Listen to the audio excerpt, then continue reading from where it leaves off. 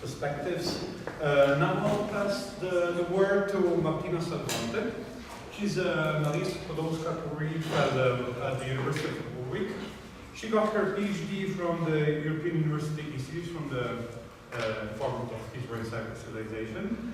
And now she works on a project with a wonderful title, Brothers in Bonds. Italy's disabled veterans in transnational perspective, 1917-1939. So, Martina, the floor is yours. Thank you. First, I want to thank the organizers for having me here, as well as the participants, because I'm learning a lot, really, so from the discussion so far, so really thank you. And I have to say that my presentation today actually is about just some preliminary outcomes and considerations, and therefore I'll be very grateful for your comments and advice, which may help me reconsider some, maybe really also some aspects of this research and how to think to develop it, especially related to this specific case study of Trentino and South Tyrol. And I think the question here is really primary sources can be problematic, identifying them. So again, your suggestions are more than welcome. But I would like to start by some references to the present, not very much connected to disability in this case, but to territoriality, locality, and language use, because I think there are two important aspects that somehow influenced also the experience, the everyday life of disabled veterans at that time, but they are interesting today because we see that language is still used for politically claim-making. I'm referring here to a current debate in South Tyrol. The autonomous province of Bolzano, Bozen in South Tyrol, is currently considering to revise hundreds of place names in the region. The present law guarantees the bilingualism of all place names in the area, while the proposal under consideration would discard many of the Italian names since they are less used by the local population. So that's the motivation around this proposal of changing or getting rid of the Italian names. The final decision will be taken by a committee composed of 6 provincial and national delegates. This affair is stirring up a hornet's nest, and the dispute between the Italian and the German-speaking communities remains really heated. Some even use the term fascism to define the other side's attitude, so both sides use the term fascism. So the roots of this dispute are historical and date back to the end of the First World War and the interwar period under the fascist dictatorship in Italy. So the claim to the Italianness of local place names had been a strong suit of the geographer Ettore Tolomei, who was a fervid irredentist from Rovereto in Trentino. He had contributed to the writing of the Prontuario dei nomi locali dell'Alto Adige, so a reference work of place names of Alto Adige, which was published in 1916 by the Royal Italian Geographical Society. So this list of Italian names was applied once Italy annexed the border regions of the so-called Venezia Tridentina, according to the Treaty of Saint-Germain. In 1921, a special committee was entrusted with the task of setting the guidelines for the choice of place names in the newly acquired areas. So the work of this committee was then made official to a 1923 law, so this law. The names of villages and towns in the annexed regions were all Italianized, and only a small minority kept the previous appellation too. It was only after the Second World War that bilingualism, and in some areas trilingualism, considered also Latin, was conventionally introduced for all aspects of public life, including place names. So, nonetheless, the German-speaking population of the area has repeatedly criticized the Italian names on the grounds of their supposed little historical relevance, so that they were invented. I think if we look at the interconnections between toponymy and identity, we may say that a name change usually corresponds, or it is intended to mean, a change of identity. So our instinctive drive to name places and features stems from our need to provide them with an identity. We require that identity in order to organize our lives and our social structure. Nonetheless, matters of identity are rarely as straightforward as a simple change of name may indicate. Even when such a change involves the transfer of sovereign power and the intent to assess a total discontinuity from the past, the persistence of memory and practice might determine that the real identity is otherwise. And I would say that's the same for change of citizenship. And these areas have evolved, so people that change citizenship, so in the last century so many times. If we think also during the fascist regime and the Second World War after that. So this debate displays very well to what extent then social identities are complex, multi-layered and multifaceted concepts. And I think language is just one of the many aspects that shape identity. I would refer here to, probably also to intersectionality theory, so when we think about individual identity especially, and I think that people identity as social positions are shaped by several factors, which include, among others, sexuality, gender, race, disability, age, and religion. And my objective here is to focus in particular on disability as a marker of difference, which intertwines with other social identities features such as ethnicity, class, and gender, as they mutually construct one another.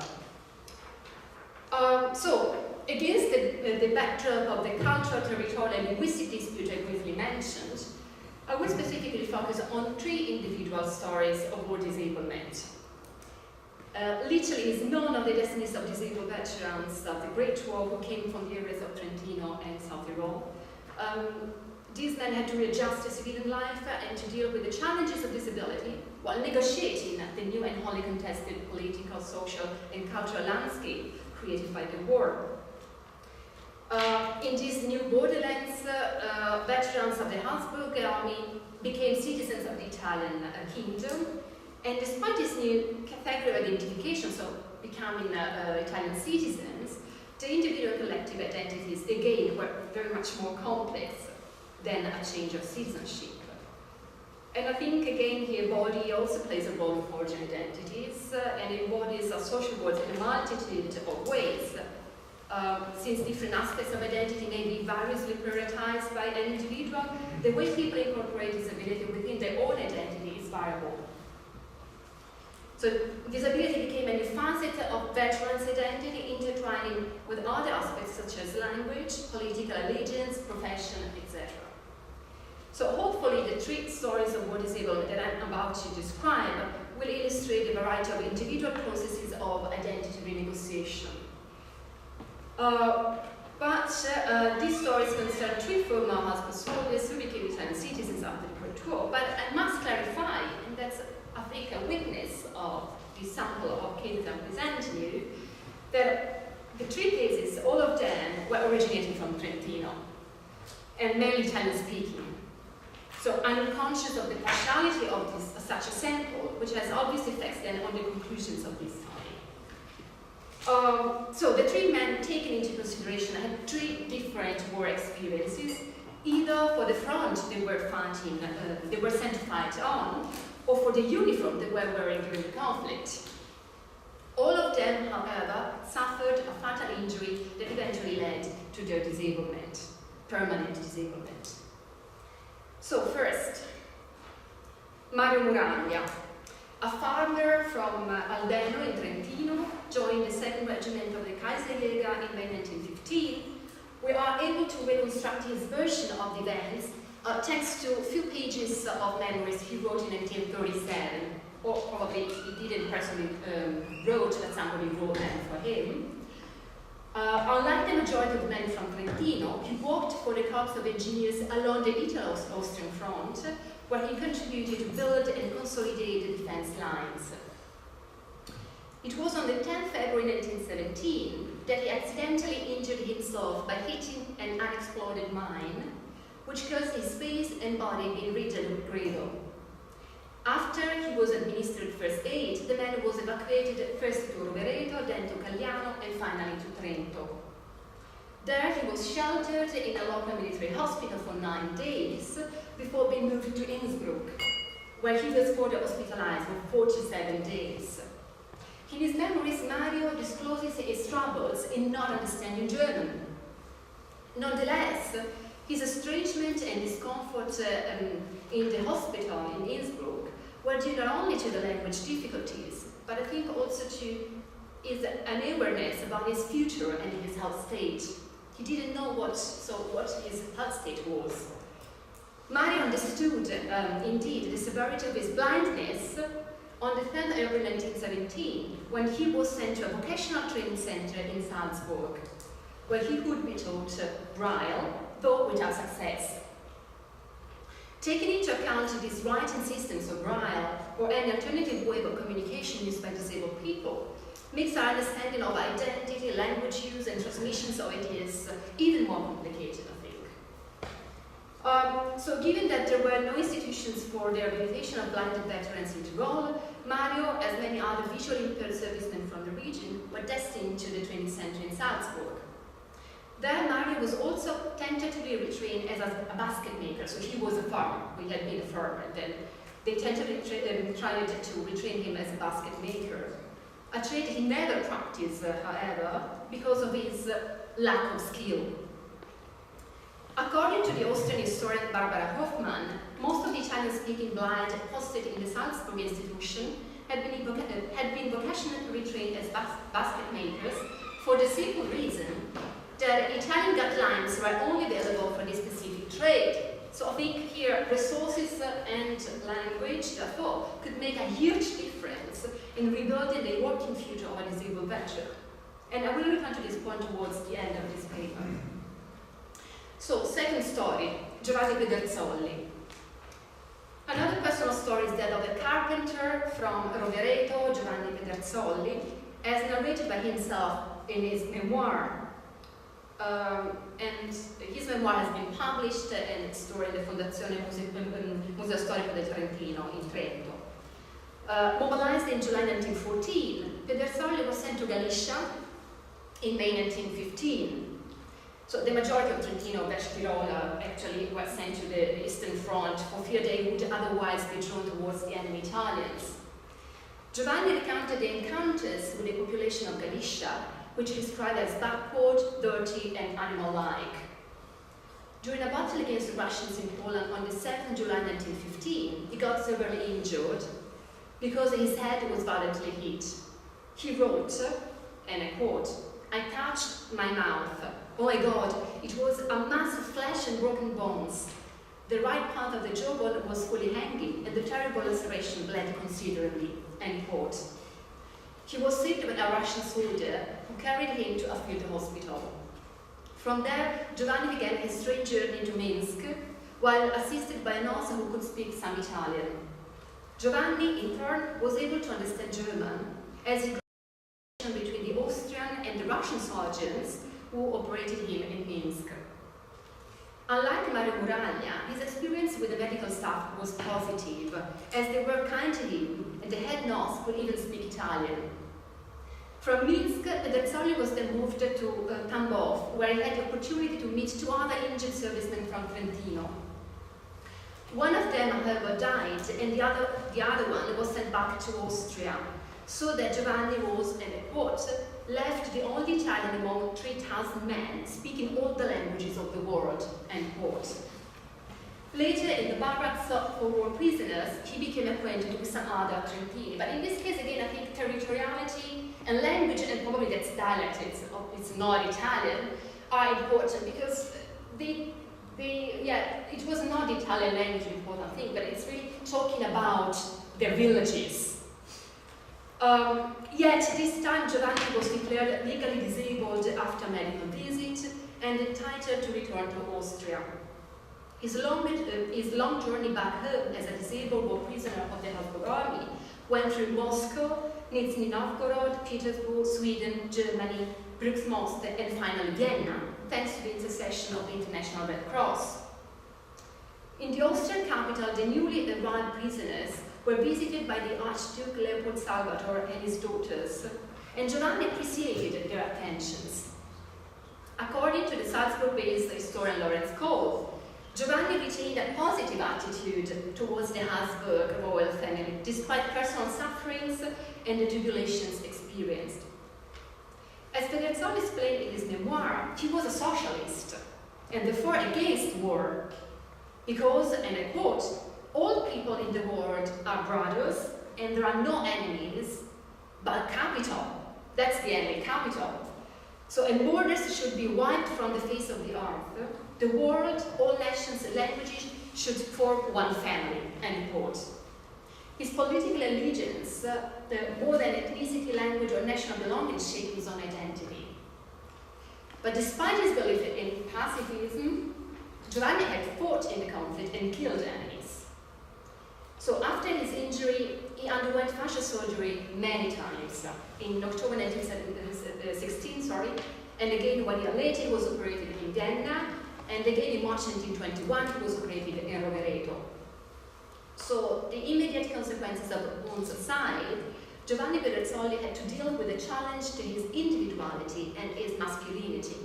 Exactly now because he underwent all these fascial surgeries. But what's interesting here that, again, dialect is very much important. He was a poet and he wrote it in dialect, so all these poems. Third figure, Aurelio Nicolodi. The third personal story I want to share with you is that of Aurelio Nicolodi. He was born in 1894 in Trento and was among the 700 volunteers who refused to be conscripted into the Habsburg forces and instead enlisted in the Italian army. He came indeed from a bourgeois and Italian-speaking family, which was distinctly irredentist. Already in July 1915, Nicolodi was blinded by a shell blast during the Second Battle of the Isonzo. 1 year later, he was offered the opportunity to join a newly established hostel for blinded officers in Florence. In this city, in fact, the local committee for the war blinded had created a center of rehabilitation for both rank and file and officers who had been visually disabled during the conflict. In there, Nicolodi soon impressed the director of the institution, who then suggested him as his successor.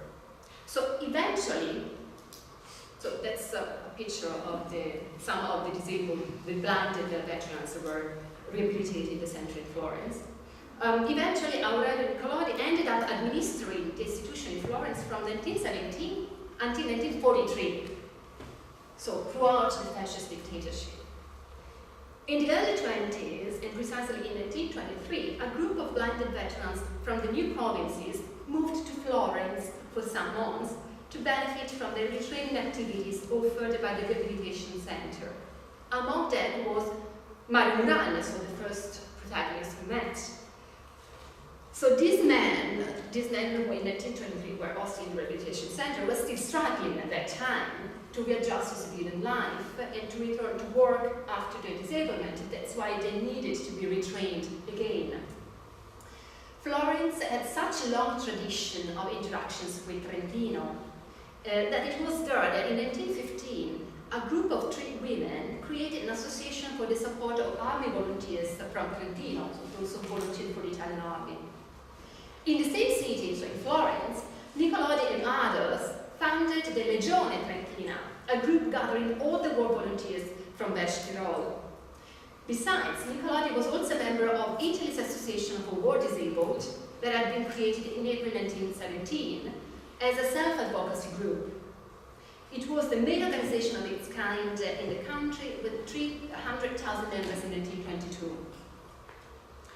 As soon as the war was over and the so-called redeemed lands were under Italian authority, the Association for War Disabled tried to increase its presence in the new border regions.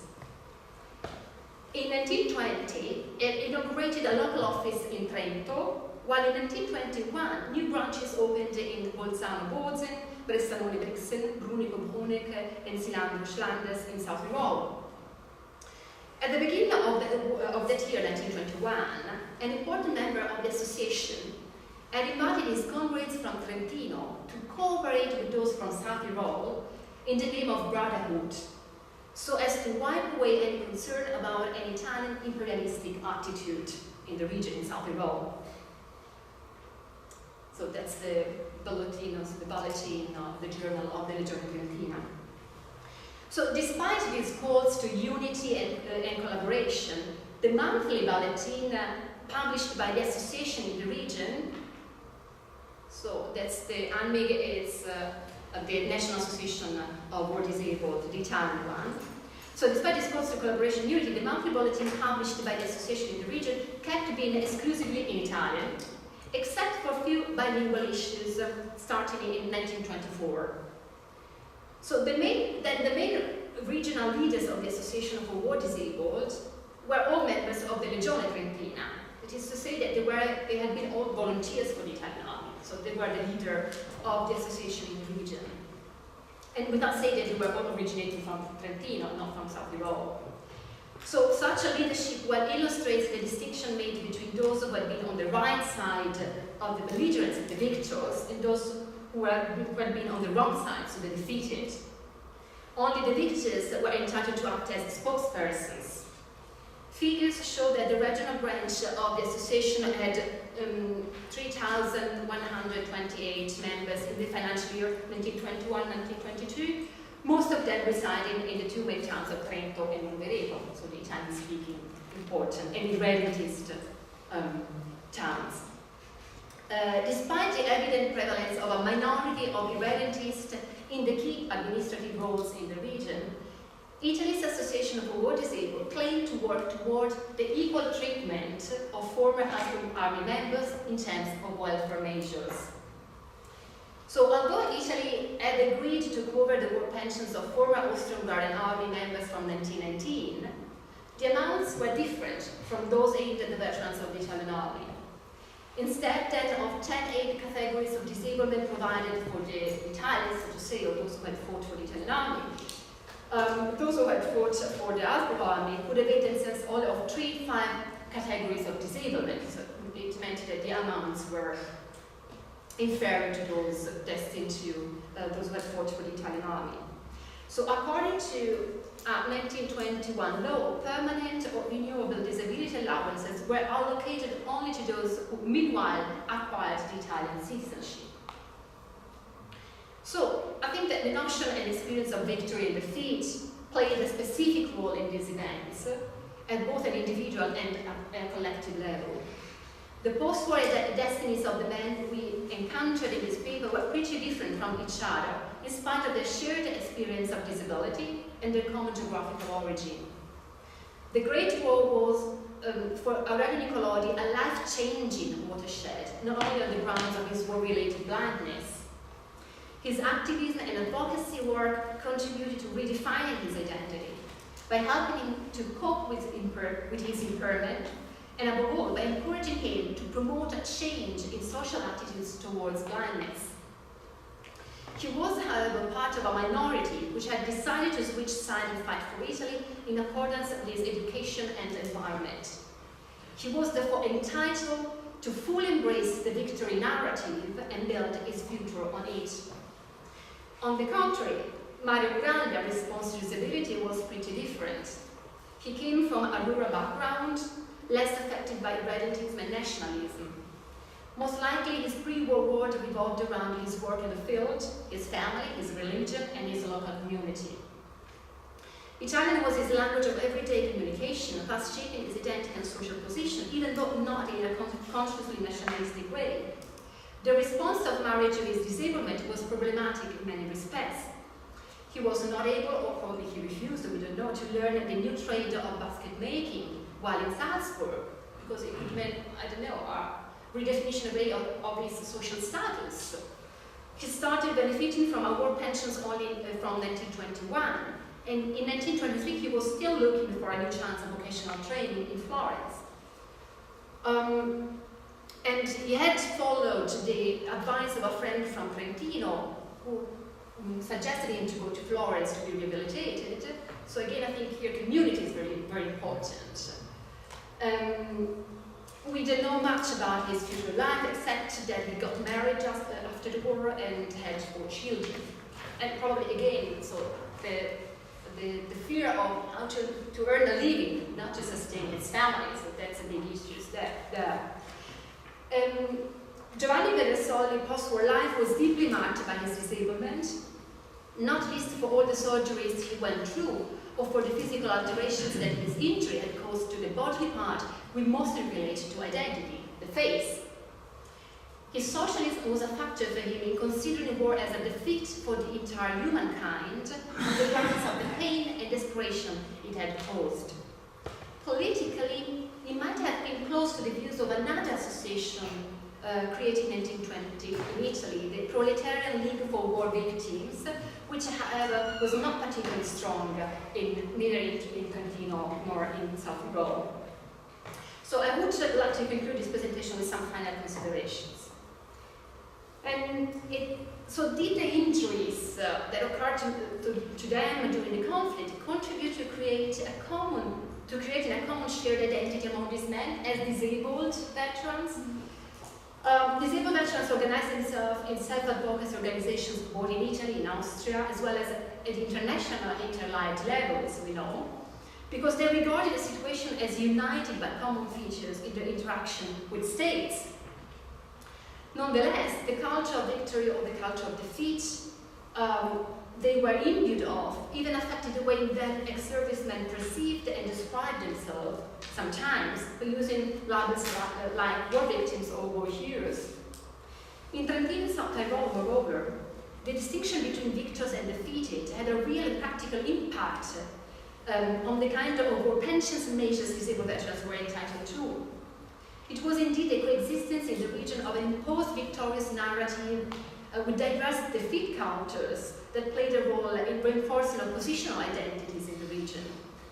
In spite of, and maybe exactly because of the various attempts to homogenize its population and its memory experience of the war, especially under the fascist regime.